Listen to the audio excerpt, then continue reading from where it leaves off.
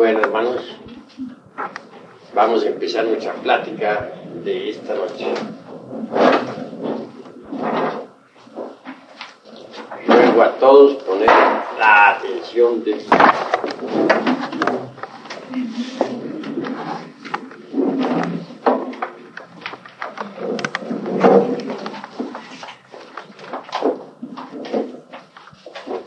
En todo caso, el sentido de la plática de esta noche significa que nosotros no debemos dejarnos llevar de las apariencias. Debemos no dejarnos fascinar por las distintas escenas de la vida. La vida es como una película. Es una película.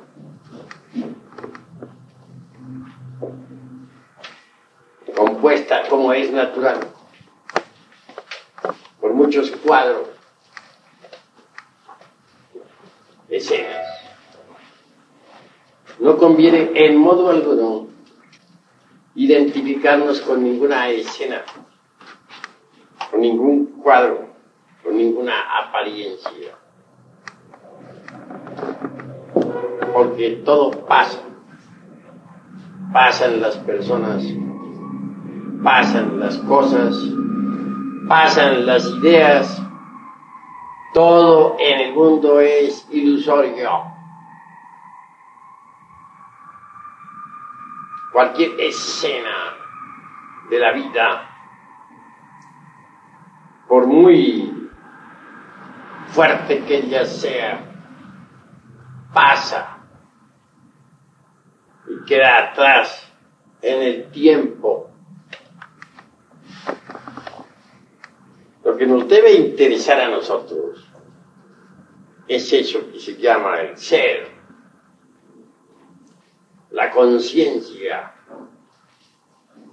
He ahí lo fundamental. Porque el ser no pasa. El ser es el ser. Y la razón de ser del ser es el mismo ser. Cuando nosotros nos identificamos con las distintas comedias, dramas y tragedias de la vida, es obvio que caemos en la fascinación y en la inconsciencia del sueño psicológico. He ahí el motivo por el cual no debemos identificarnos con ninguna comedia, drama o tragedia de la vida. Porque por muy grave que sea, pasa. Hay un dicho vulgar que reza así: no hay mal que dure 100 años, ni cuerpo que lo resista. Así que todo es ilusorio, pasajero. Uno a veces en la vida se encuentra con algunos problemas difíciles. Sucede que a veces no encuentra uno en la vida dijéramos la salida, la solución al problema.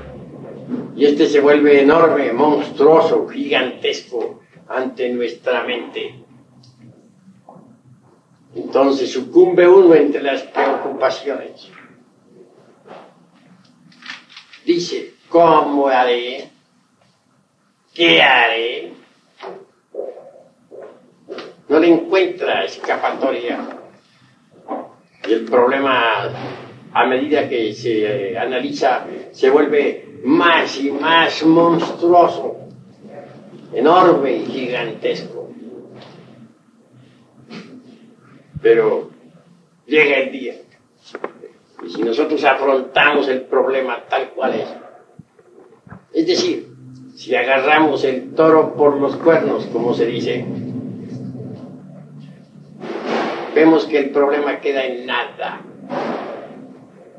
Se destruye por sí mismo. Es de naturaleza ilusoria. Mas suele cualquier problema tomar tales proporciones.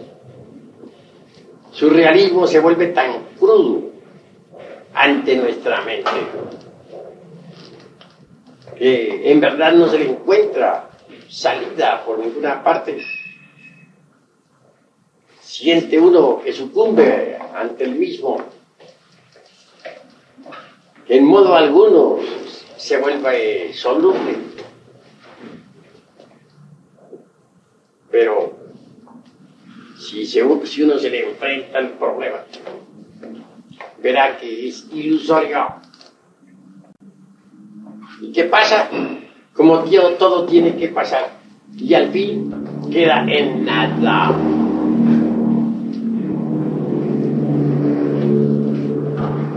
Si uno procede en esta forma, no identificándose jamás con ninguna situación, con ningún evento,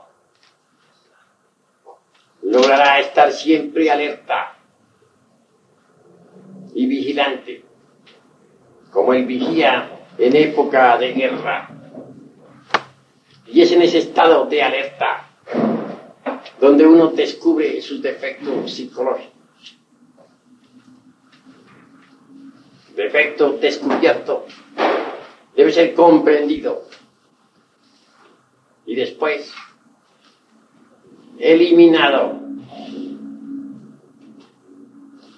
La mente por sí misma no puede alterar ningún defecto psicológico. La mente solo puede rotularlos, cambiar cualquier defecto, pasándolo de un nivel a otro, mas jamás alterarlo radicalmente. Se necesita de un poder que sea superior a la mente, y ese poder existe en nosotros. Quiero referirme en forma enfática a la Divina Madre Kundalini. Si uno ha comprendido que tiene tal o cual defecto, si lo ha entendido íntegramente y en todos los niveles de la mente, entonces puede concentrarse en Devi Kundalini Chakti. Y mediante ella podemos eliminar cualquier defecto de tipo psicológico. Kundalini es la Divina Madre Cósmica. En las religiones se le ha representado como María, o como Tonantzin, Maraj, Rea, Cibeles, Adonía, Insoberta, etc. La Madre Cósmica, la Madre Divina. Ella en sí misma es una parte de nuestro propio ser, pero derivado. Quiero decir con esto que la Madre Cósmica está dentro de nosotros mismos, aquí y ahora. Y si nosotros imploramos a ese poder, si pedimos a la Madre Divina, elimine de nuestra psiquis cualquier defecto de tipo psicológico, ella así lo hará.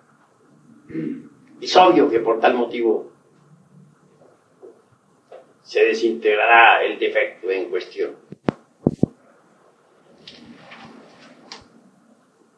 Mediante la Divina Madre Cósmica podemos eliminar todos nuestros defectos psicológicos. Como quiera que la conciencia está embotellada entre los defectos. Eliminados estos, la conciencia despertará radicalmente. Y entonces podremos ver, oír, tocar y palpar las grandes realidades de los mundos superiores. Pero es indispensable no identificarnos con ninguna circunstancia de la vida. Cuando no nos identificamos con tal o cual problema, cuando permanecemos alerta, descubrimos en el problema nuestros propios defectos psicológicos. Normalmente se ha visto que los problemas obedecen al miedo. El yo del temor mantiene los problemas vivos. Se le teme a la vida, se le teme a la muerte, se le teme al qué dirán, al dice que se dice, a la miseria, al hambre, a la desnudez, a la cárcel, a todo se le teme. Y debido a esto, los problemas se hacen cada vez más insolubles, más fuertes. En un problema económico, ¿qué tememos? La ruina. O el que tengamos que pagar determinada deuda. O el que si no pagamos nos meten a la cárcel. Etcétera. Etcétera. En un problema de familia, ¿qué tememos? Él dice que se dice. La lengua viperina.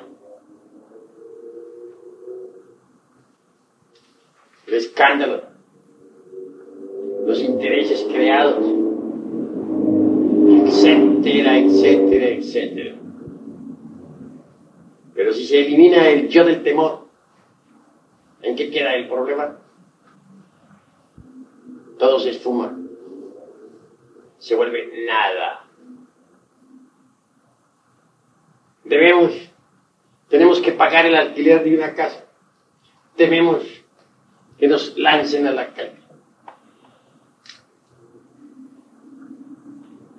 Pasamos noches desvelados, pensando en que el actuario ha de llegar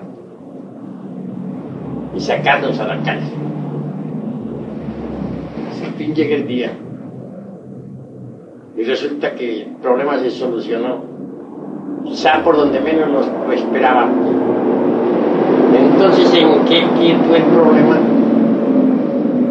Y si no se solucionó la cuestión, si nos echaron a la calle con todos los muebles, etcétera, ¿qué pasó? La calle no se quedarán los muebles, alguien tendrá que recogerlos. En fin, por ahí no faltará dando vuelta a su lugar donde meterlos. Si los muebles se perdieron, ¿en qué? Más se perdió en el diluvio. ¿Por qué nos vamos a pegar a unos muebles?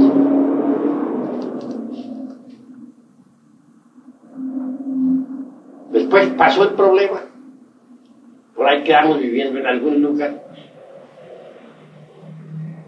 Y el problema quedó atrás en el tiempo. ¿Qué se hizo el problema? No olviden ustedes que todo pasa. Pasan las ideas, pasan las personas, pasan las cosas. Todo en este mundo es fugaz e ilusorio. No podemos y no debemos identificarnos con las apariencias, porque las apariencias engañan. Eso es obvio. Pensemos en los estados de conciencia. Y eso es superlativo.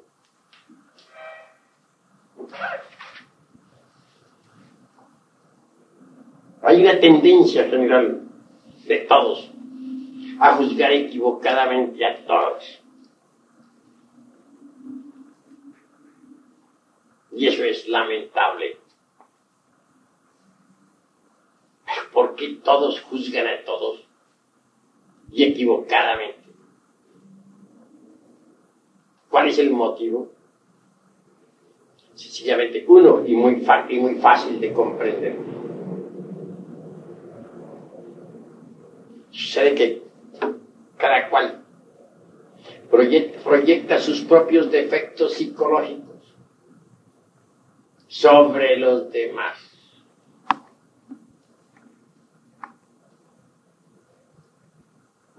Cada cual ve en el prójimo sus propios defectos. Los defectos que a otros endilgamos, los tenemos muy sobrados nosotros. Juzgamos a otros como nosotros somos. A ¿Han oído hablar ustedes de la antipatía mecánica? Que de pronto alguien siente antipatía por alguien sin haber motivo alguno. Entonces decimos, esta persona me cayó gorda. Frase muy típica que usamos. ¿Pero por qué? Si nunca la hemos visto, si hasta ahora nos la acaban de presentar. ¿Qué sucedió? ¿Por qué nos ha caído tan gorda esa persona? Si ni la conocemos. Porque le vimos la apariencia, es alta, es baja, es gorda, es delgada, tiene la nariz aguileña o la tiene achatada. Y ese es motivo ya como para decir que nos cayó gorda. ¿Qué ha sucedido? Sencillamente porque hemos proyectado sobre nuestra víctima nuestros mismísimos defectos psicológicos. Posiblemente hemos visto en esa persona el defecto más grave que tenemos.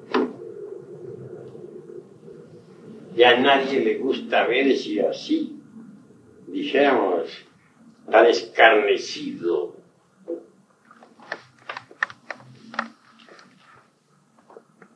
La realidad de los hechos es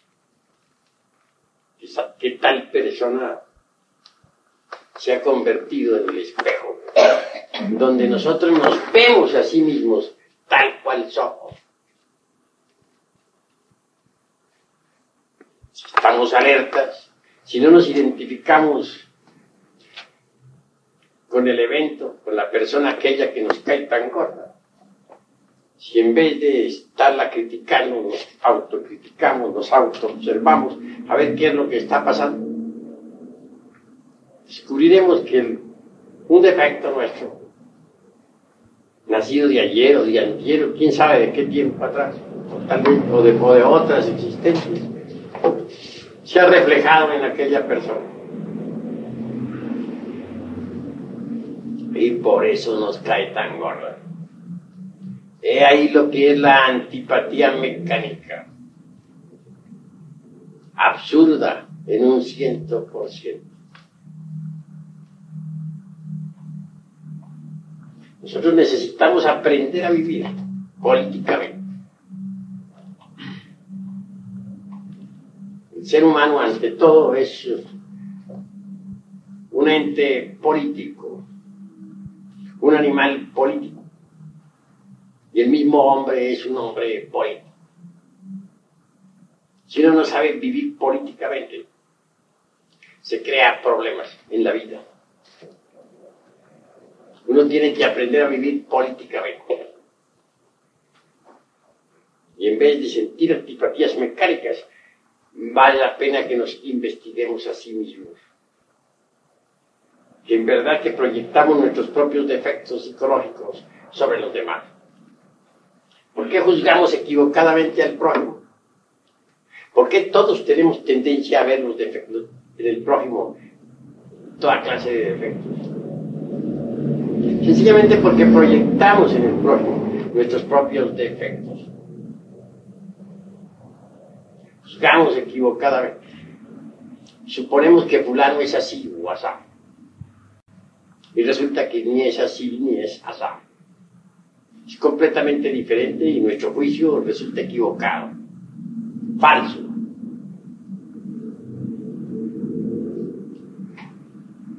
Vemos los hechos ajenos y tenemos la tendencia a interpretarlos erróneamente.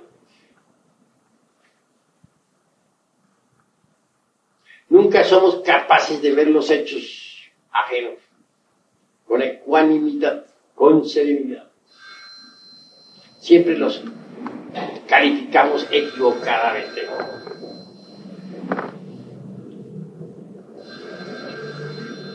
Recuerden ustedes que hay mucha virtud en los malvados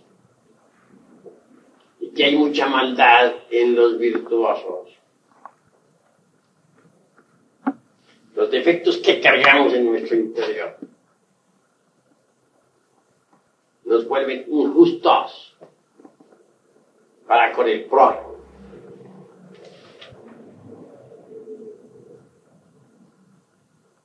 Nosotros nos amargamos a sí mismos la vida con nuestros propios defectos.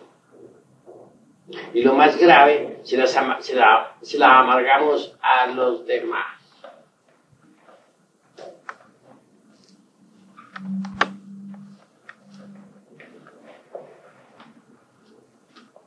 El defecto de los celos, por ejemplo. ¿Cuánto daño ha hecho? Existen celos políticos,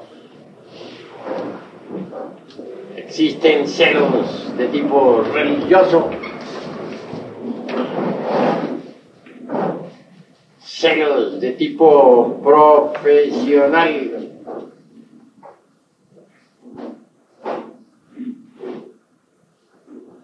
celos pasionarios,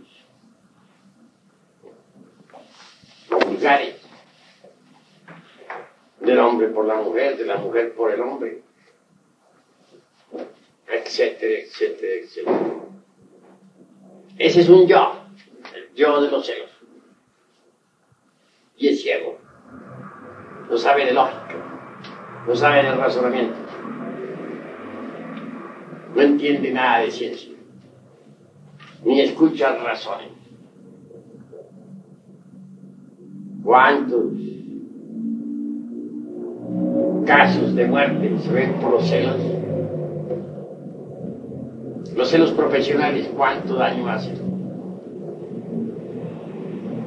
Algunos curanderos magníficos que sabían sanar de las enfermedades al prójimo, magníficos botánicos, muchas veces fueron a dar a la cárcel. ¿Quién los metió en prisión si no estaban haciendo mal a nadie? Si solo sanaban al prójimo. Los celos profesionales. ¿De quién? De sus colegas titulados.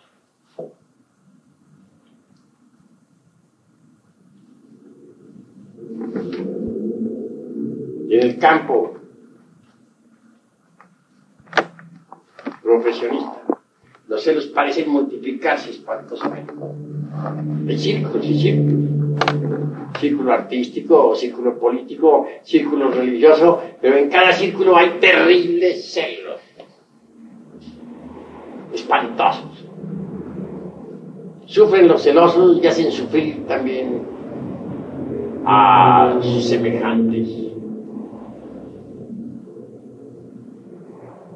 Se los han causado mucho daño. Gravísimo. Y si eso decimos de los celos, ¿qué diremos nosotros de todos los otros defectos que tenemos? Ahora las apariencias engañan. Muchas veces juzgamos un acto ajeno en forma equivocada, de acuerdo con nuestros celos. Y el resultado viene a ser precisamente la calumnia. Y todos calumnian a todos. Eso está ya demostrado.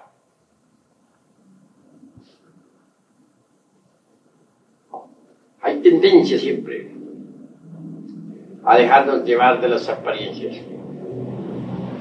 Determinado acto puede ser juzgado en una forma y la realidad correspondiente al mismo es otra. Un hecho cualquiera podría ser juzgado en determinada forma y de cierto modo, y no coincidir el juicio con el hecho. Y resulta que el hecho tiene otro sentido diferente al juicio. Entonces el juicio sale equivocado. Al haber juicio equivocado, se ofende al prójimo. Y quien emite el juicio equivocado también se ofende a sí mismo. Se causa dolor. Saber vivir es muy difícil, porque vivimos en un mundo de apariencias ilusorias y tenemos la tendencia siempre a identificarnos con las apariencias, olvidando lo esencial, que es el ser. He ahí lo grave. En nosotros, dentro de nosotros, existen factores psicológicos espantosos que ignoramos y que jamás admitiríamos tener. Ante todo deben recordar ustedes que el yo no es algo, dijéramos, perenne, que el yo es una suma y también una resta, una multiplicación y una división de elementos inhumanos. Cada elemento de esos es un yo. Así pues, no tenemos un solo yo, tenemos muchos yos. Nuestro yo es pluralizado, no singularizado. Y eso es algo que ustedes deben comprender. Porque existe el yo temo, el yo amo, el yo odio, el yo envidio, el yo tengo celos, el yo tengo coraje, etcétera, etcétera, etcétera.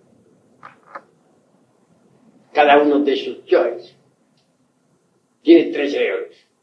El intelectual, ubicado en la cabeza, el emocional en el corazón y el motor instintivo sexual en la espina dorsal.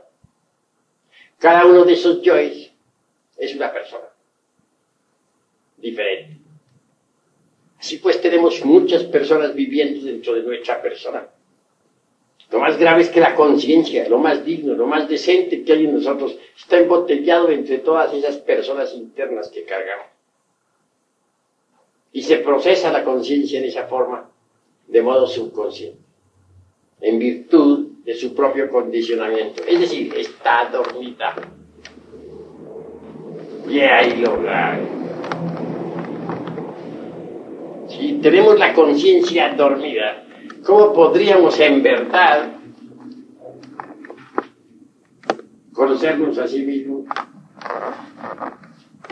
Ahora, ¿creen ustedes acaso que alguien que no se conoce a sí mismo puede conocer a los demás? Si a sí mismos no nos conocemos, ¿cómo podríamos afirmar nosotros que conocemos a los demás? Que conocemos a nuestros amigos, que conocemos a las gentes. Si queremos conocer a los demás, hemos de empezar por conocernos a sí mismos. Somos necios. No conociéndonos a sí mismos, creemos que conocemos a los demás. Cuán necios somos, cuán absurdos. Si nos conociéramos a sí mismos, todo sería distinto. Desgraciadamente, no nos conocemos a sí mismos. Si un hombre no se conoce a sí mismo, si no conoce sus propios mundos internos, ¿cómo podría conocer los mundos internos del planeta Tierra? ¿O cómo podría conocer los mundos internos del sistema solar o de la galaxia en que vivimos? Si alguien quiere conocer los mundos internos de la Tierra o del sistema solar o de la galaxia o de las galaxias, debe empezar por conocer sus propios mundos internos, empezar por conocerse a sí mismo. ¿Cómo podríamos conocernos a sí mismos si no dirigimos jamás la inteligencia hacia el interior? Si no nos acordamos nunca de nosotros mismos, debido a que estamos identificados precisamente con las apariencias de la vida. ¿Cómo podríamos conocernos a sí mismos si jamás dirigimos la inteligencia hacia adentro, debido a que estamos fascinados por los distintos eventos, sucesos, acontecimientos que llegan a nosotros? ¿Cómo podríamos conocernos a sí mismos si nunca dirigimos la conciencia hacia adentro? Se evita que los múltiples problemas de la existencia nos tienen atrapados, los vemos insolubles, creemos que son eternos, no nos damos cuenta de que tienen un principio y que tienen un fin. Nosotros estamos atrapados por lo que es inestable, por lo que no tiene verdadera realidad. Estamos metidos dentro de una máquina que gira incesantemente.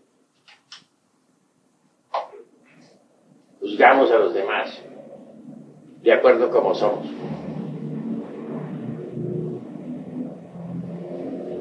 He ahí tantos y tantos errores. Y no coinciden nuestros juicios con los eventos que malinterpretamos, sean estos propios o ajenos.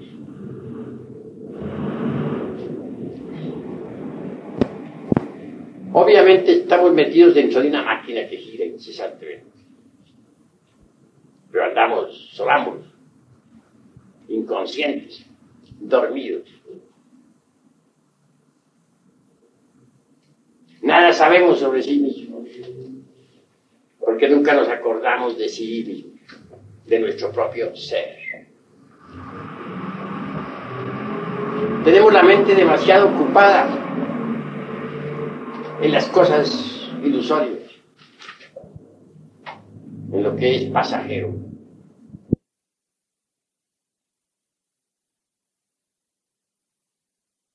La reflexión íntima del ser. No vivir más como autómatas. No. Vivir en estado de alerta percepción, alerta novedad. Estamos en un estado de coma espantoso. Reflexionen en esto. No nos conocemos a sí mismos, primero. Segundo, proyectamos nuestros defectos psicológicos sobre los demás y vemos en los demás nuestros propios defectos. Tercero, juzgamos equivocadamente las acciones de los demás.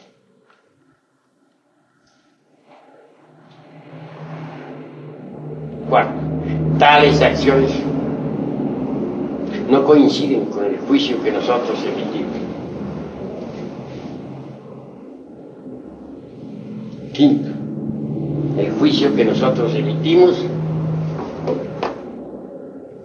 es en verdad el propio defecto psicológico que sobre el prójimo hemos proyectado. Conclusión, el prójimo nos está sirviendo de espejo,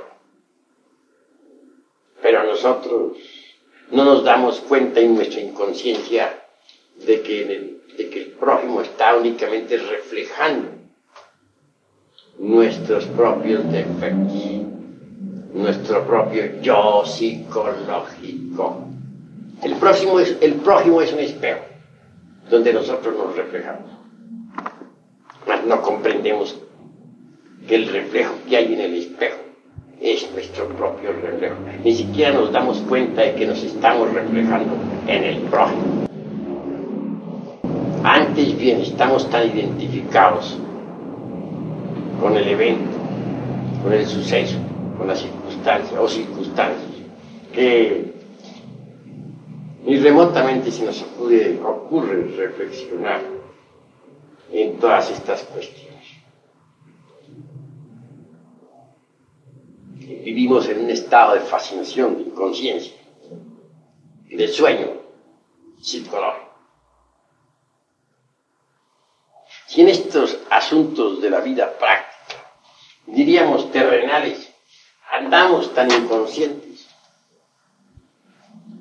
¿qué podríamos decir nosotros con respecto a las cosas celestiales? En verdad, que podríamos malinterpretar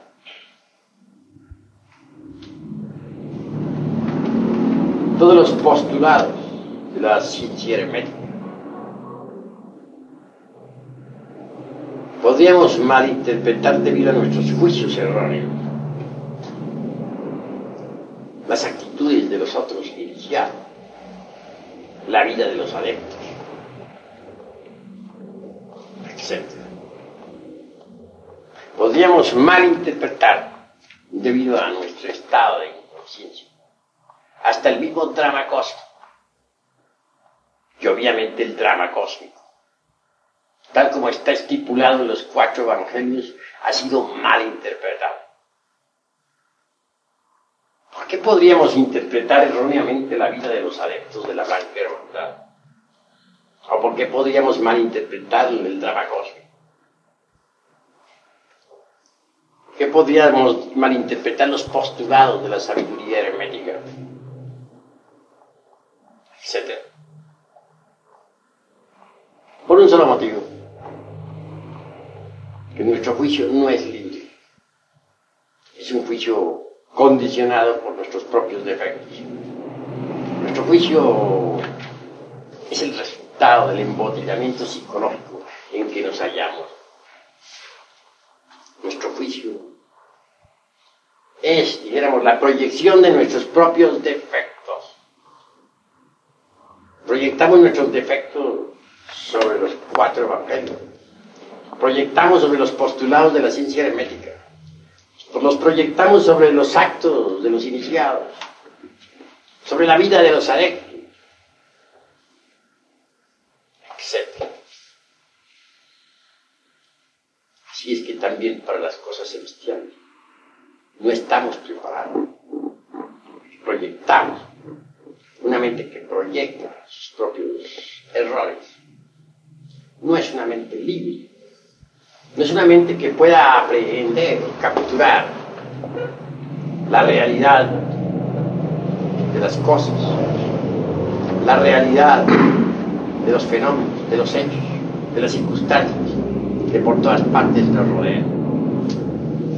Una mente así, si no sirve para comprender las cosas terrenales, ¿cómo serviría para entender la vida de los grandes iniciados? Las cosas celestiales. Incuestionablemente fallaría.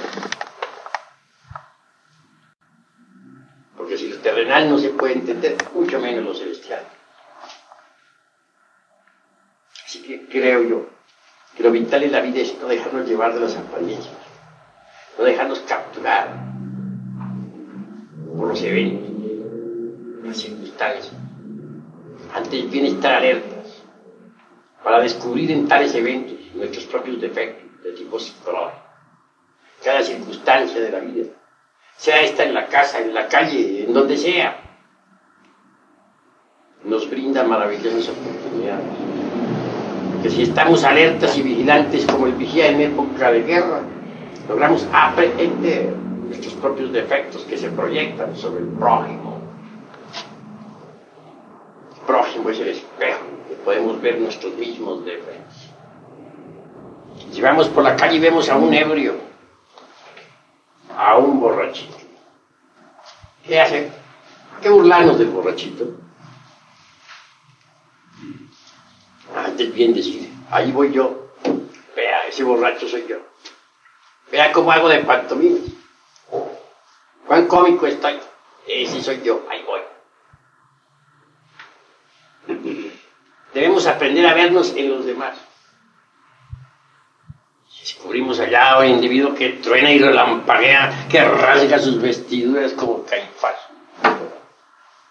Debemos decir, ahí estoy. Sí, Juan iracundo soy. ¿Cómo rasgo mis vestiduras? ¿Cómo blasfemo? Ese soy yo. Porque en verdad estamos reflejándonos sobre los demás. El prójimo nos estamos reflejando. Claro, podrían ustedes decirme en forma enfática, tal vez objetar. No, yo no soy ladrón. Yo no soy un asaltador de casas. Yo no me subiría jamás a la azotea a meterme a una casa ajena para robarme los dineros o las joyas. Eso diría, ¿verdad? Juzgaríamos al ladrón diciendo ladrones, que a la cárcel lo meten. Mas sucede que dentro de nosotros también existe el yo ladrón. No lo conocemos, no lo hemos descubierto, pero existe. Ahí sí, como dijo Galileo, por se mueve, pero se mueve. Cuando a Galileo le preguntaron, ¿jura usted que la Tierra no es redonda y no se mueve? Entonces dijo, juro, por se mueve.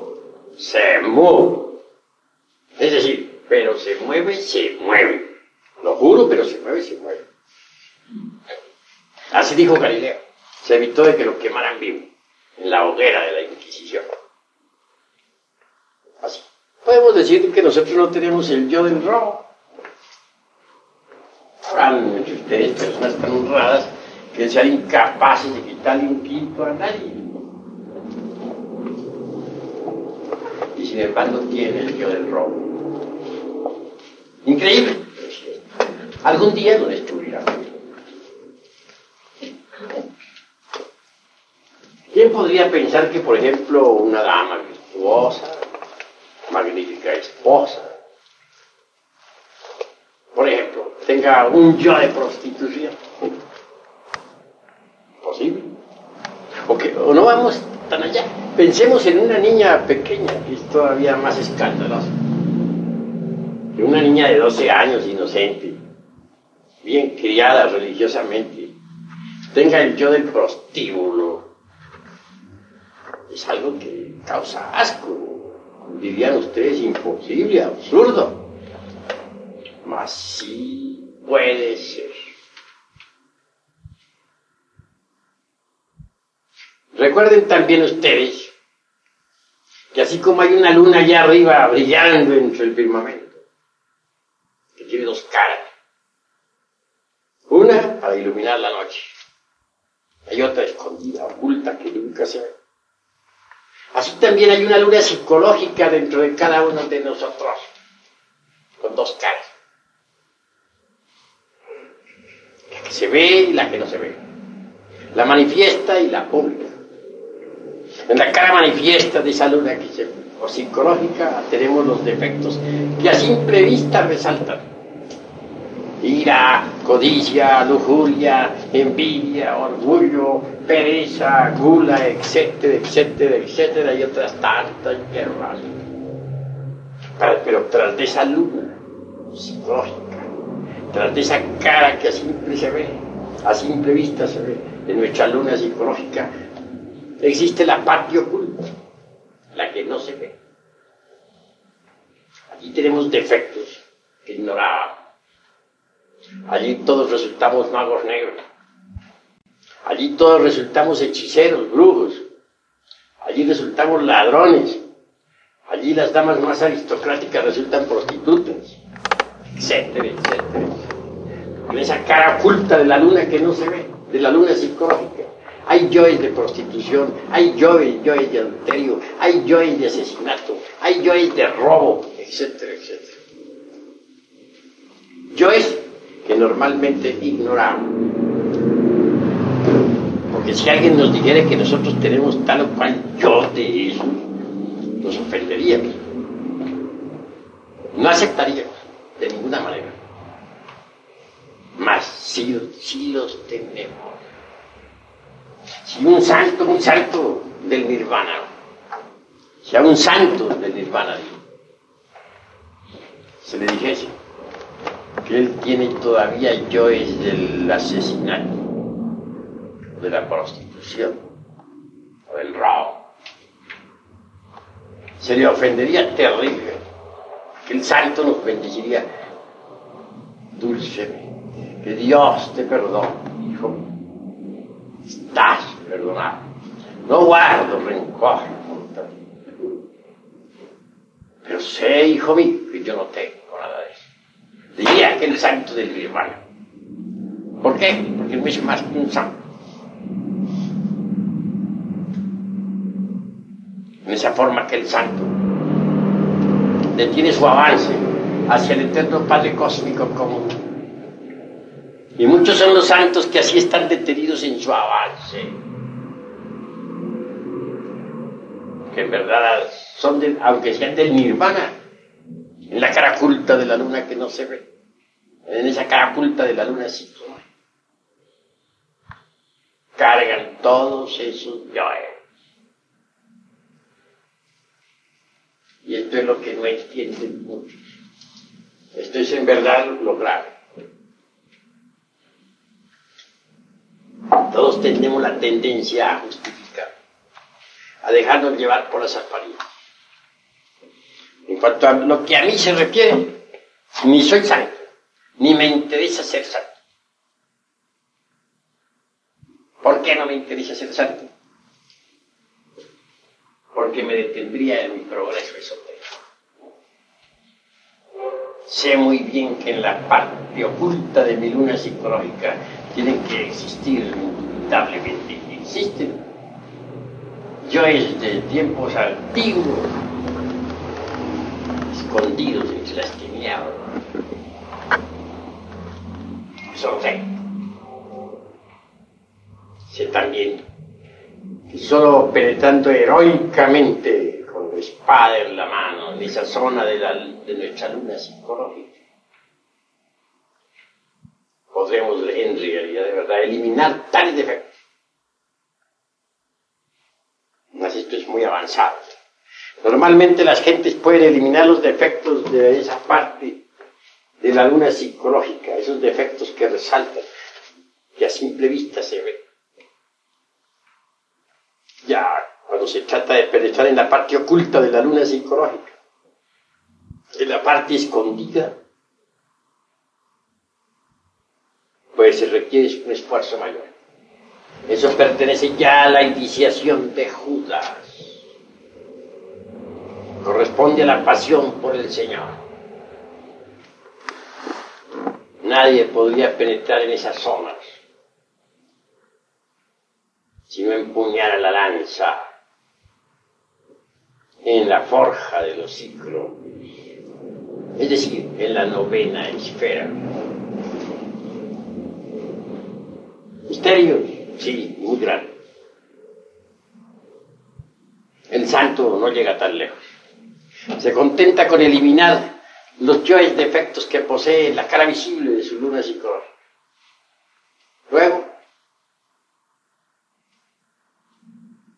se beatifica. De ahí no pasa. Y entonces se estanca. He ahí el motivo por el cual yo no soy santo, ni quiero ser santo. Únicamente amo la comprensión. Y eso es lo fundamental. La comprensión de sí mismo. En realidad, de verdad, el adepto está más allá de los santos.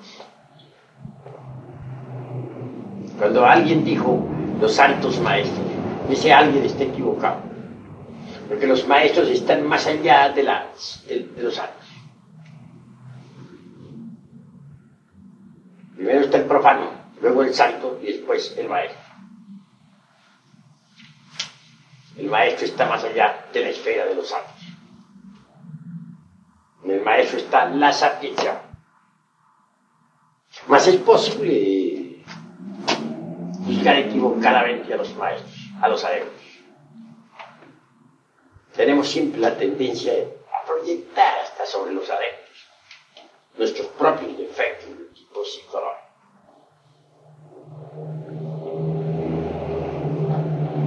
Si juzgamos equivocadamente a los adeptos, sobre ellos también lanzamos nuestros juicios equivocados. Porque si no es posible juzgar rectamente los actos del prójimo, común y corriente, mucho menos es posible juzgar los actos de los adeptos en forma correcta. Normalmente tenemos la tendencia a tirar lodo contra los adeptos, así como tiramos lodo contra nuestro prójimo. También tiramos lodo contra los adeptos de la blanca hermandad. Por eso estos han sido crucificados, envenenados, metidos en prisiones, apuñalados, perseguidos. Es muy difícil juzgar a un adepto. Si es casi imposible juzgar al prójimo, mucho menos podríamos juzgar a un adepto. Así que los invito esta noche a la reflexión, a no dejarse llevar jamás de las apariencias, porque las apariencias engañan, a no endilgar nuestros defectos a nadie. Y hasta aquí mis palabras. Paz y bendición. Vamos ahora a continuar con nuestro ritual. La existencia de la